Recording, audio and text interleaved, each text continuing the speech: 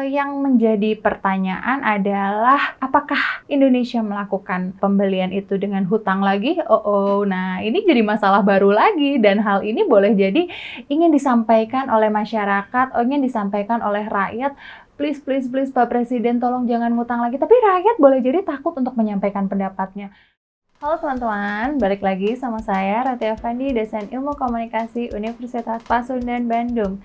Selamat datang di channel saya di mana teman-teman akan lebih tahu, lebih paham, dan lebih ngerti tentang segala sesuatu yang berhubungan dengan ilmu komunikasi.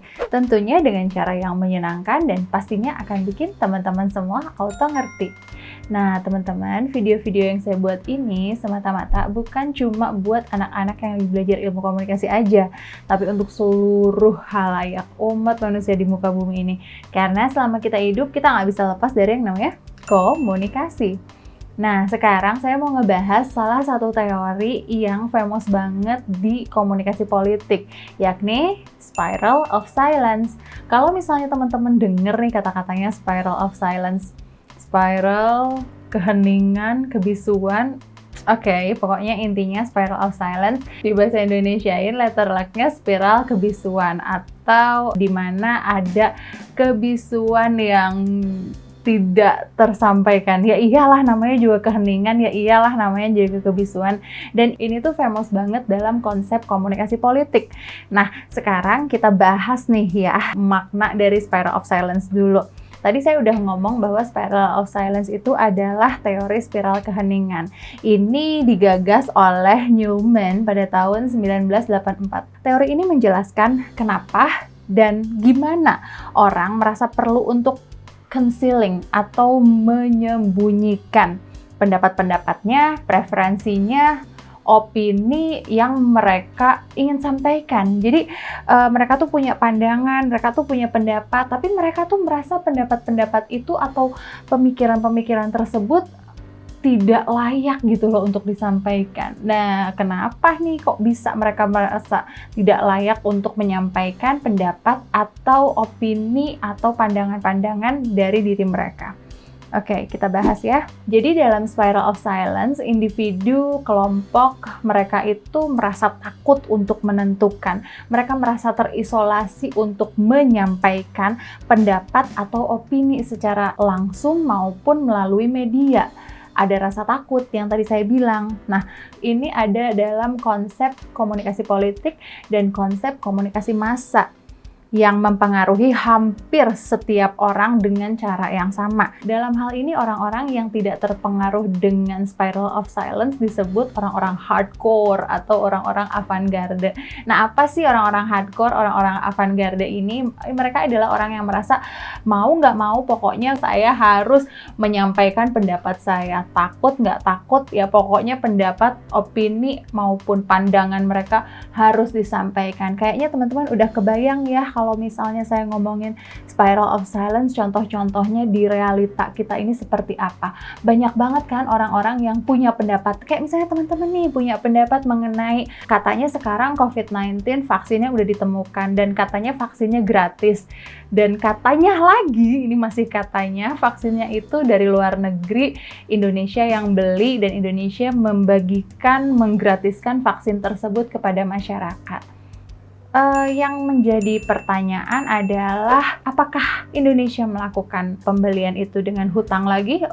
Nah ini jadi masalah baru lagi dan hal ini boleh jadi ingin disampaikan oleh masyarakat, ingin disampaikan oleh rakyat. Please Pak Presiden tolong jangan ngutang lagi. Tapi rakyat boleh jadi takut untuk menyampaikan pendapatnya. Yang membuat mereka takut ya banyak faktor. Oke, kita lanjut lagi ya. Nah, Newman pada tahun 84 menyatakan bahwa kekuatan media diperoleh dari kehadirannya di mana-mana. Jadi ketika kita ingin menyampaikan sesuatu yang mediated, pendapat kita ingin disampaikan melalui media, media mempunyai kekuatan yang luar biasa. Apalagi sekarang media yang kita gunakan ini sudah masuk ke new media. Walaupun saya tidak bilang bahwa TV sudah betul-betul ditinggalkan. Kalau TV sudah betul-betul ditinggalkan, nggak mungkin dong iklan di televisi semakin wow no gitu ya. Nah kemudian konsensus atau konsonan tentang nilai-nilai kiri di antara mereka yang bekerja sama dalam media massa kemudian direfleksikan dalam isi media massa. Jadi konten kiri, konten kanan, maksudnya dalam hal ini konten-konten kiri kanan itu positif, negatif, pro dan kontra dirancang sedemikian rupa, dikemas sedemikian rupa dan disampaikan melalui media massa.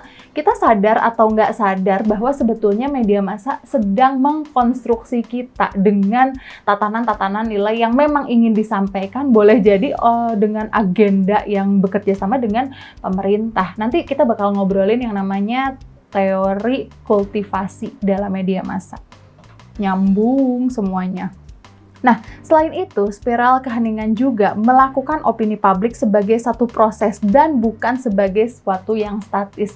Jadi, apa yang ingin disampaikan oleh masyarakat, ingin disampaikan oleh rakyat atau kelompok-kelompok tertentu, itu boleh jadi hal-hal yang secara tidak langsung. Misalnya dia mau ngomong A. Nah, tapi ketika mau bicara tentang A itu ada clue-cluenya dulu gitu, karena mereka punya rasa takut, jadi nggak langsung to the point. Kalau misalnya ngomong langsung A, B, C to the point, mereka ada rasa takut dicekam lah, takut dicekal lah, takut, dan ya pokoknya banyak rasa takut yang dihadapi oleh masyarakat atau oleh rakyat atau oleh kelompok-kelompok tertentu. Jadi pada akhirnya mereka menyampaikannya per clue gitu, yang ujung-ujungnya sih sebetulnya mau ngomong A, B, C.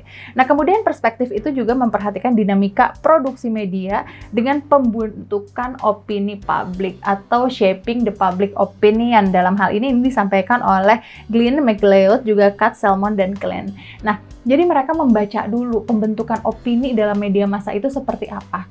Yang pada akhirnya kalau kita perhatikan banyak banget yang namanya mediated spiral of silence yang difasilitasi oleh media. Misalnya nih ya, saya langsung aja nyebutin media konvensional yakni televisi itu sering mengadakan acara-acara talk show untuk mengkritisi sesuatu yang dilakukan oleh pemerintah, untuk mengkritisi keadaan Republik Indonesia tercinta ini. Contohnya aja kita sebut aja deh satu program yang ada di TV One ya.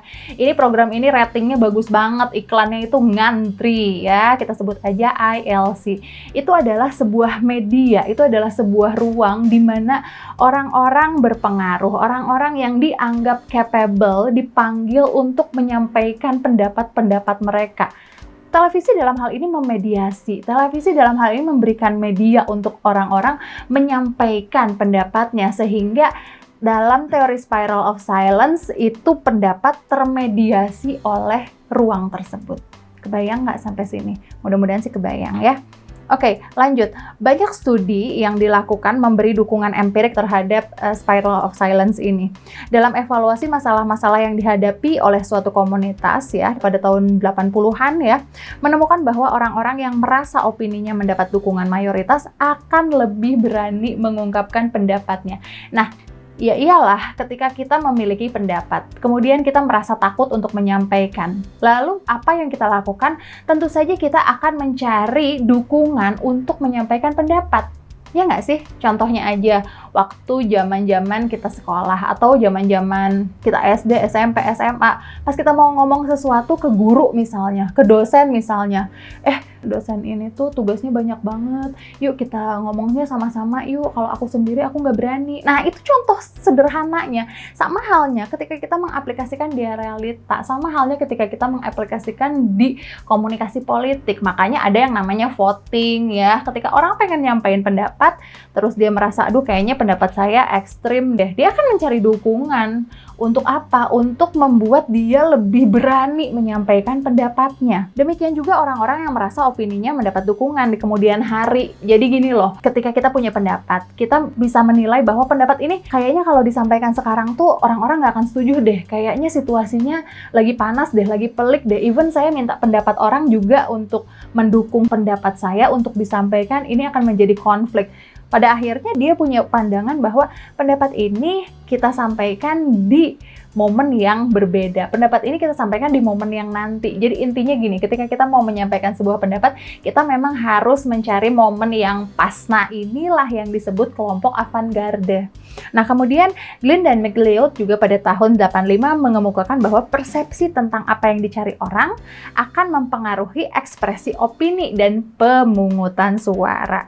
Jadi, pendapat seseorang, pendapat individu, pendapat satu kelompok ketika disampaikan tentu saja akan membuat pengaruh-pengaruh terhadap pemungutan suara. Apakah menjadi positif 100%, apakah malah jadi berbalik, apakah sebetul-betul semuanya tidak ada yang setuju, atau boleh jadi 50%, 50%.